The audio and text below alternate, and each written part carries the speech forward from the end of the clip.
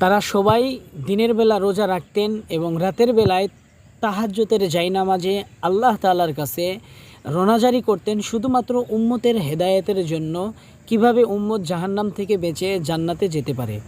এই জন্য আমি আপনি আজকে দাওয়াত ও তবলিগের যে বিষয়টা নিয়ে আজকে যে বিভাজন, এই বিভাজনে আমার আর আপনার করণীয় কি?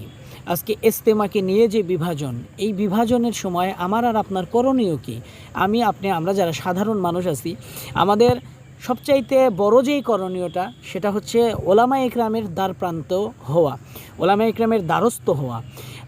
আপনি কোরআন হাদিস কোনো কিছুই বুঝি না, কিন্তু ওলামা ইকরাম কোরআন হাদিস সবচাইতে বেশি জানেন, সবচাইতে বেশি বোঝেন।